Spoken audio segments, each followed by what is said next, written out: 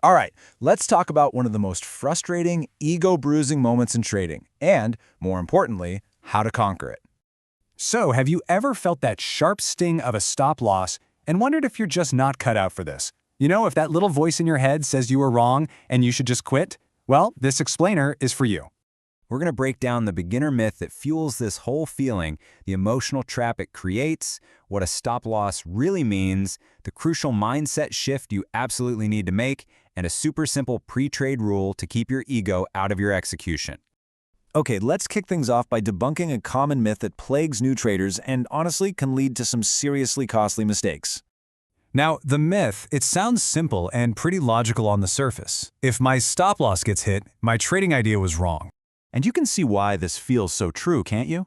A stop loss feels like a final grade, like a big F on your trade idea. Your ego takes the hit, and man, it's 1,000 times worse when you watch the price immediately reverse and just shoot up without you. It's a classic cognitive trap where we link a single outcome directly to our self-worth. And that intense feeling of failure, well, it doesn't just sting. It can lead you straight into a really dangerous emotional trap. You know the moment I'm talking about. Your jaw tightens up, your focus narrows, and you start thinking things like, "No way! The market took me out," as if it were some kind of personal vendetta against you. From that emotional place, traders typically do one of two things. You either refuse to re-enter, you're just frozen by the fear of looking foolish twice in a row, or you do the complete opposite. You jump back in instantly, fueled by frustration and trying to win back what you just lost. The key thing here is that both of those paths are pure emotion. One is driven by fear, the other is driven by anger, and neither one is based on your strategy or your well-thought-out plan. So if getting stopped out isn't some personal judgment from the market gods, what is it? Let's take a closer look at the real, objective meaning of a stop loss. A stop loss hitting proves one and only one thing. The price of the asset reached the specific level you predetermined would invalidate your initial entry. That is it. Nothing more, nothing less.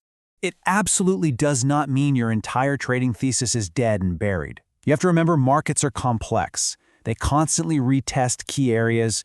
They create these nasty fake-outs that are designed to shake traders out, and they often sweep liquidity just below a key level before making the real move. You have to start seeing it this way. Being stopped out is simply a cost of doing business in the market. It's not a reflection of your intelligence. It's not a personal attack. It's just an expense. So, now that we've reframed the meaning of a stop loss, let's talk about the single most important change you can make, that mindset shift from taking it personally to executing professionally. Here is the mistake that was happening beneath the surface, the one you probably didn't even realize you were making. You attached your personal identity, your sense of being right or wrong, to the outcome of a single trade. Let's just walk through this destructive cycle slowly, okay? Number one, the stop gets hit. That's just a data point. But two, your ego immediately takes control and interprets that data as a personal failure. And from there, you splinter. Three, you avoid a valid re-entry out of pride because you're afraid of being wrong again. Or four, you revenge trade out of frustration, trying to force the market to give you your money back.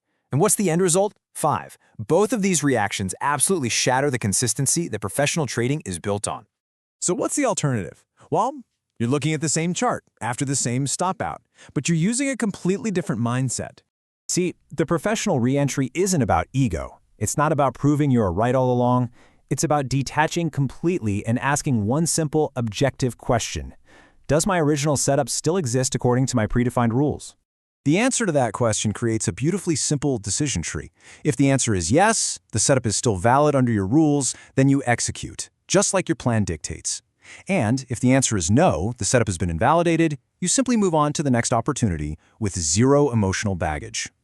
This is the mental state we're aiming for. Neutral, you're an observer of market data, not a participant in some personal fight. Calm, your decisions are based on your plan, not your heart rate. And structured, you have a system for every eventuality, including this one. You're not improvising, you're executing. So how do we guarantee we stay in that professional state? We do the work before the trade by creating a powerful pre-trade rule. This is so simple, but it is so effective. Before you even click buy or sell, you write this down, or you say it out loud. If I get stopped out on this trade, I will only consider re-entering if this specific condition appears again. You see, you define your re-entry criteria while you are calm, rational, and objective. not when your adrenaline is pumping and your ego is bruised. This simple act removes the emotional you from the decision-making process right when you're at your most vulnerable. This is a concept that's really worth revisiting, so go ahead and save this explainer so you can come back to it before your next trading session. And if you want more daily simplified concepts to help build that professional mindset, make sure you're following this channel.